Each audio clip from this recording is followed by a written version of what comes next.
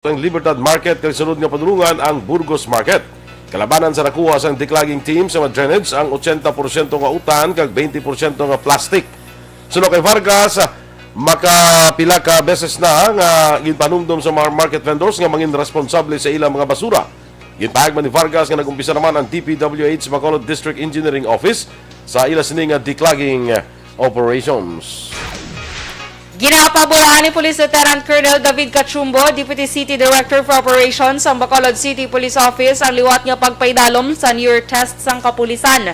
Kasunod ni sa nga sunod-sunod nga insidente natabo sa Luzon, sa diin mismo ang mga kapulisan nagatiruhay kag nagapatsanay. Ang New Year test ginahimo sa tion lang sang PNP recruitment, mandatory schooling kag promotion. Nagalawig ini sang duwa tubtub tatlo ka tuig anti sila liwat nga ipaydalom sa New Year test. Nagapabor man si Cachumbo kung himuon nga yearly ang New Year test sa mga kapulisan. Sunod pa kay Cachumbo, dapat ma-examine ang physical, emotional kag mental state fitness sa individual nga kapulisan. Nagsugod na karon nga adlaw kahapon nga adlaw ay sa kabulan nga selebrasyon sa Philippine National Police Community Relations Month. Sunod kay Bacolod City Police Office PCR Chief Police Major Sherlock Gabana, nagsugod sa isa ka motorcade gahapon sang aga ang kaywatan kaupod ang napulo ka police stations kay nagrailan nga units sang BCPO. Last 9 naman sang aga sa nagpatigan sang opening ceremony sang PCR month sa BCPO kag oath-taking ceremony para sa mga advocacy support group. Duwa pa ni Gabana, nagpirma man ang mga advocacy support groups sa ilang pledge of commitment sa pagbulig sa PNP sa kampanya sa kriminalidad kag illegal nga droga. Nakabaton pa lamang sa verbal statement ang Negros Occidental Police Provincial Office sa Kunokpo angot sa pandam ni PNP Chief General Guillermo Eleazar nga may kangtanan sa madakpan nga pulis nga may ginaupod nga iban sa piyak nga may legal nga asawa o kunbana. Sa interview sa action firing line, ginpahag ng Lieutenant Abigail Donasco nga ginaulat pa sang Nokpo ang mando apang ginapasiguro sini nga wala ginatolera sa kapulisan sa probinsya. Sunod kay Donasco, may Internal Affairs Service nga nag-akomodar sang isyu kag nakadepende dire kung ano ang maging kapalaran sang pulis nga madakpan. Nagpandam si Donasco nga may posibilidad nga makakas sa serbisyo ang isa ka pulis kung wala sang settlement nga matabo. So regarding that, sir, no, verbal pa naman yan, sir, no, wala pa naman something na put into writing, kumbaga, but yun po ang pahayag ng ating Chief PNP, no, that hindi niya po ito-tolerate ang ganitong behavior, especially ng kapulisan, no, and he's actually giving this warning, no, kung habang wala pa tong paper or put into writing. Kabahin sa pagpayag ni Nokpo spokesperson Lieutenant Abigail Donasco. Pilipinas ginclassify na bilang low risk sa COVID-19. Samtang Bulkan Taal ginpasaka sa alert level 3. Ang detalye sa mga balita nasyonal sa magbalik sa aksyon Balitang Bayan numero 1. Kag sa aton mga ka-aksyon nga nagapangita sa habon nga epektibo garantisado kagula sang Do not just throw away questions and statements. Kasma ng aton siling nga Facebook page pagiya sa Aksyon Radio Ladies and gentlemen, this is Aksyon Radio Bacolod. Aksyon Radio Bacolod number 1. Nagpanguna ang Aksyon Radio Bacolod sa pinakaulihing survey sa Nielsen nga kakuha sa commanding radio station share para sa fourth quarter sa tuig 2020. Kami nagapasalamat sa aton mga kaaksyon sa padayon nga pagsalig kag pagsuporta. DYEZ Aksyon Radio Bacolod number 1 with 40.10% radio station share. Number 2, Bombo Radio, 38.70%. Number 3, RMN Bacolod, 14.50%. Aksyon Radio Bacolod, number 1. During this crisis, the result of the survey proves that Aksyon Radio Bacolod serves the public best and will continue to give you the best broadcasting activities. Madamo nga salamat mga kaaksyon for making us number 1. Aksyon Radio Bacolod number 1. Do not just throw away questions and statements. Kasma ng aton siling nga Facebook page pagiya sa Aksyon Radio Ladies and gentlemen, this is Aksyon Radio Bacolod. Aksyon Radio Bacolod number 1. Nagpanguna ang Aksyon Radio Bacolod sa pinakaulihing survey sang Nilsing nga kakuha sang commanding radio station share para sa fourth quarter sang tuig 2020. Kami nagapasalamat sa aton mga kaaksyon sa padayon nga pagsalig kag pagsuporta. DYEZ Aksyon Radio Bacolod, number 1 with 40.10% radio station share. Number 2, Bombo Radio, 38.70%. Number 3, RMN Bacolod, 14.50%. Aksyon Radio Bacolod, number 1. During this crisis, the result of the survey proves that Aksyon Radio Bacolod serves the public best and will continue to give you the best broadcasting activities. Madamo nga salamat mga kaaksyon for making us number 1. Aksyon Radio Bacolod, number 1. Do not just throw away questions and statements. Kasbarang aton sining nga Facebook page pagiya sa Aksyon Radio Bacolod. Ladies and gentlemen, this is Aksyon Radio Bacolod. Aksyon Radio Bacolod, number 1. Nagpanguna ang Aksyon Radio Bacolod sa pananaw sa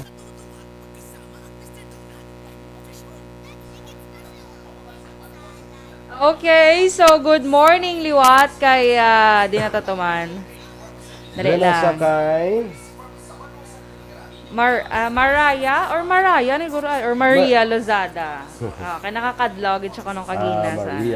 Maraya, naguro, no? Sige. Good morning, good. Mary Joy Camero. Pinky Teruel, good morning. Larry Rico, good morning, man. Dra sa may Purok Kalubay, Barangay Sampinet, Bago City. Yvonne Buesel.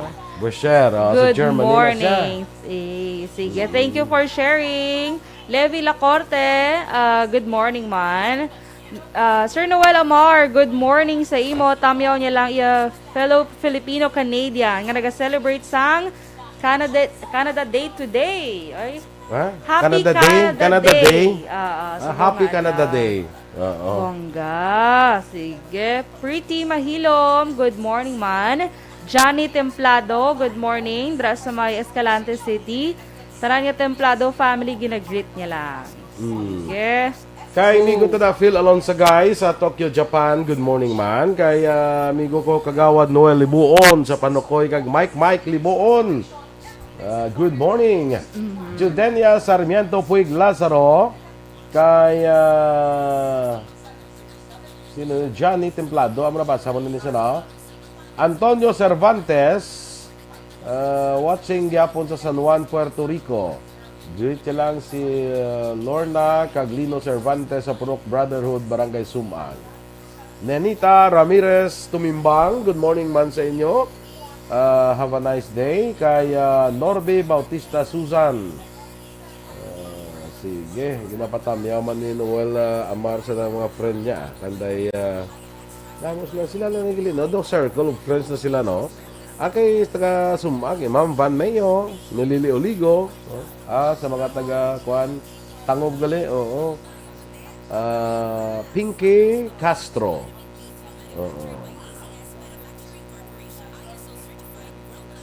Purok Esperanza si Norby Susan, taga Purok Esperanza, Barangay Mailum. Nag-greet niya si Nanay Tessie. Jinky de Alagdon, good morning sa imo. Ginapag-greet naman si Mr. Beboy Villasor, ang iyang pamilya, si mga father, si Joe, si Lolita, ang sisters Jenny, kag Jane Aljon, Apil, AJ, kag Kirina Villaflores, ang Barangay Pandanon DSB, kag ang mga taga EFC, no, Energy Funds Club. Kag sa mga amiga niya, Alma Oligon, si Reyla Samar Aguilion, Mike Montilla, Bonbon Bicos, kag Melanie Rihon, no? Teresa Lina Kayaw, good morning man. Dads Averia, kag happy birthday ni, sinong birthday ni? Imelda Palinge Pineda. Happy birthday today. Happy birthday. Halin kay Jinky Dialagdon, Imelda Langga Palinge Pineda. Happy birthday. Sige. Classmate ko Edwin Escopel, good morning dira sa Laguna. Great man, happy birthday ni Teresa Lina Kayaw. sa bata niya nga si Milin Candaso. Okay. Happy birthday sa bata ko. Sakto na, ikaw may basa din? Hindi ko ka... Ilin guro ay Candaso. Bata ya? Oo, bata ko. Si Maylene okay. Candaso. Candaso. Good morning. Kaya di mo kay Kayaw, Candaso, basi kung may bana na. May bana na ko. Kay Richelle Evangelista, good morning man. Ano yun si Heart Evangelista man? Mukhang Sino? tabi si Cheese. Nagkotatabi si Richelle Cheese. Evangelista. Talagin pa pabangko to sa gapon kay Action Eden. Kay guest namon gapon si Cheese mo. Ano yung mangkot? Hindi pa bangko naman pati kay Heart man eh. Machismus. Sagi dyan sa mo. Hindi man gila. Kahit siyempre, celebrity daan si Action. Si Action Heart. Si Heart Evangelista. Action Boy, good morning man kay Sir Milili Oligo. Good morning sa imo, sir. Timprano pa siya gabugtaw, pirmiya pag-greet sang good morning. Yolanda Cruz Lanado, good morning man. Sino ito lang ginapag-greet na gani? Si Kagawad Timay? Kag Monet Lubaton sa nga Silay City. Florencia Villacampa, good morning man sa imo. Tamiyaw niya lang si Rhea Don Fernandez Villacampa sa barangay Singkang. Slida man? Slida? Singkang Slida? Ay, Barangay Singkang, basta sa barangay Singkang. sige. Good morning gid sa inyo dra. Okay. Sakay Mila Alit, good morning man. Kagawad Mila Alit, Kagawad good Mila morning Alit. sa imo. Dira sakay Edwin Miranda Senior sa Minoyan, kag ginatamyaw komandang kapitan balasang barangay Minoyan. Si Eric Espinosa. Yes. Kag si Kapitan Teresita Viñas ang barangay Talutog. Greet man ni Ma'am Van Mayo ang iya sister Nitz kag Mrs. Alvarez kag Miss Santander with Lava, Minnesota. Yes, si Ma'am S, si Miss Ma'am S, good morning. Suzette Santander, no, maayong aga dira. Si Ana Agravio Ramirez MacGregor Good morning. is also watching. Standby na sa mga balita national. Do not just throw away questions and statements. Kasma ng aton sining nga Facebook page pagiya sa Action Radio Ladies and gentlemen, this is Action Radio Bacolod. Action Radio Bacolod, number 1. Nagpanguna ang Action Radio Bacolod sa pinakaulihing survey sang Nilsing nga kakuha sang commanding radio station share para sa fourth quarter sang tuig 2020. Kami nagapasalamat sa aton mga kaaksyon sa padayon nga pagsalig kag pagsuporta. DYEZ Action Radio Bacolod, number 1 with 40.10% radio station share. Number 2, Bombo Radio, 38.70%. Number 3, RMN Bacolod, 14.50%. Action Radio Bacolod, number 1. During this crisis, the result of the survey proves that Action Radio Bacolod serves the public best and will continue to give you the best broadcasting activities. Madamo nga salamat mga kaaksyon for making us number 1. Action Radio Bacolod, number 1. Do not just throw away questions and statements. Kasma ng aton sining nga Facebook page pagiya sa Action Radio Balitang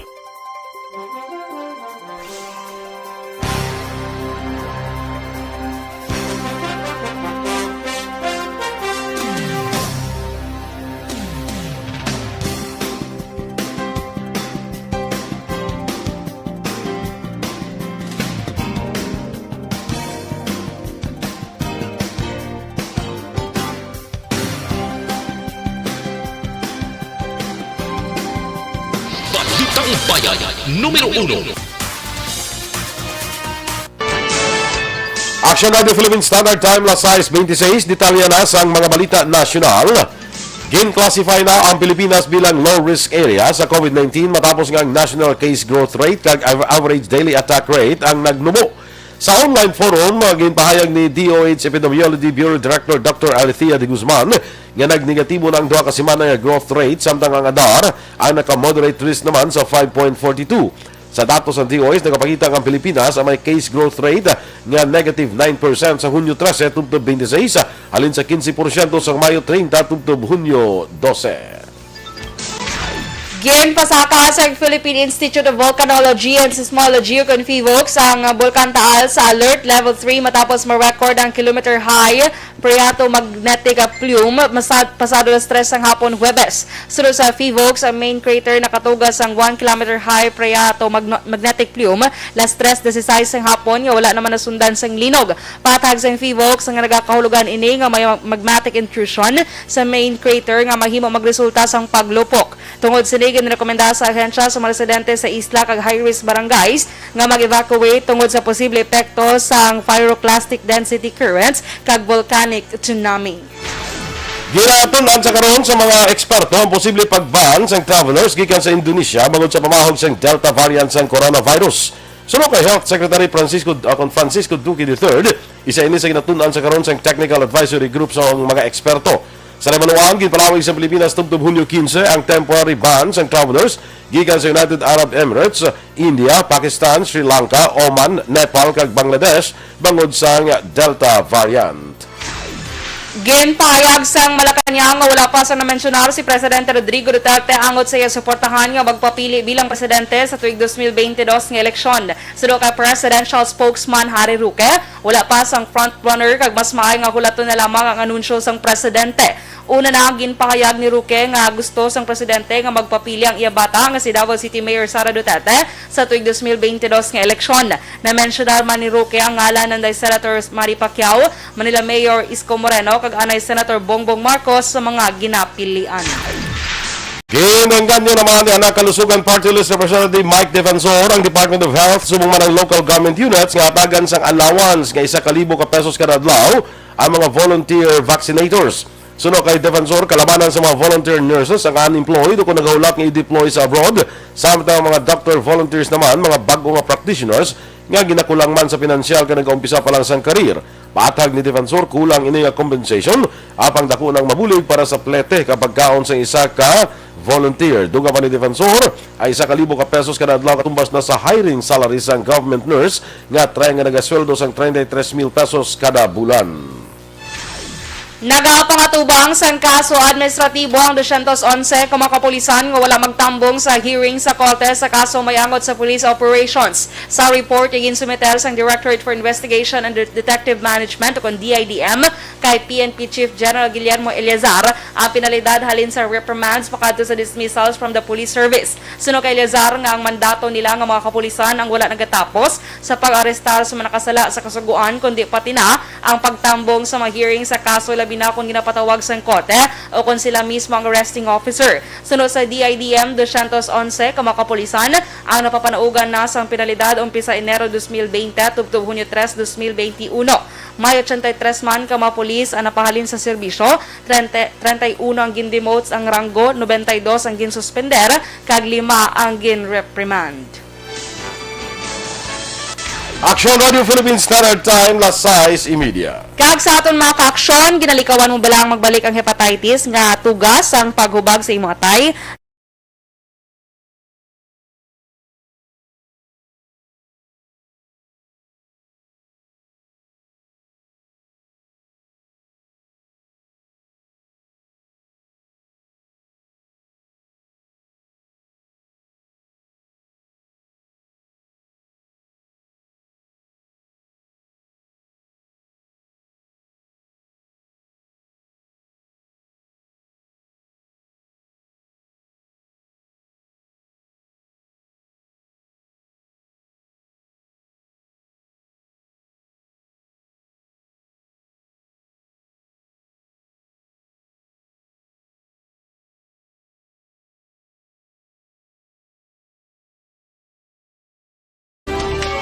Inyong nakatiyan natin mga balita sa Aksyon Balitang Bayan numero 1. Standby na sa Action Report, second portion. Upod kay Aksyon, Fred Salanga. Balikay kita sa Action Balita Morning Edition. Upod yapon sa inyong news team. Aksyon Dorel Cabal. Kag-Aksyon Boy Duran. Una sa balita, una sa aksyon. Sa Bacolod Aksyon Radio.